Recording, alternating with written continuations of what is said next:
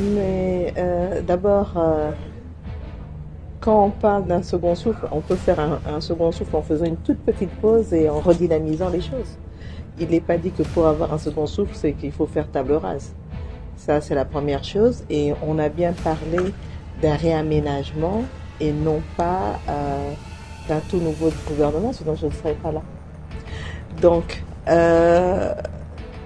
nous avons eu à évaluer les membres du gouvernement. On n'a pas publié, on n'avait pas besoin de le faire. Mais le président de la République et moi-même avons regardé les évaluations. Et je pense que même si pour certains secteurs on peut parler de certaines faiblesses, mais en un an, le temps que les personnes s'adaptent à leur poste, c'est très difficile de penser que tout, on va pouvoir faire un chambardement, avoir des grands résultats en un an. Ça, c'est une chose. Et cela, c'est juste pour dire que ceux qui sont sortis ne sont pas sortis nécessairement parce qu'ils ont démérité. Loin de là. Maintenant, il y a eu un certain nombre de personnes qui sont restées. Elles le méritaient aussi. Il y a eu de nouvelles têtes. Non seulement ceux qui faisaient partie, entre guillemets, de l'opposition, mais on pourrait dire de la douce opposition, qui ont bien voulu rejoindre le gouvernement pour relever les défis du développement dans notre pays.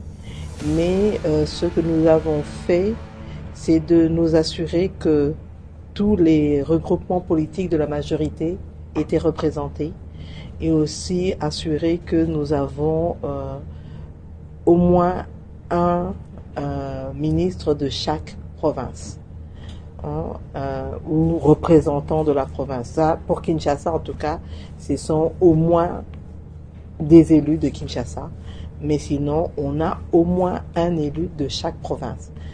Ce qui avait été un peu décrié lors du premier gouvernement de Soumino 1, et au niveau de regroupement politique aussi, tout regroupement politique qui avait au moins 10 députés s'est retrouvé dans le gouvernement. Je pense que c'est pour ça aussi.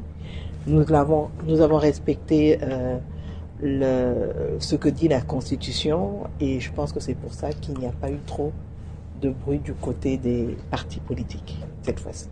Et donc voilà.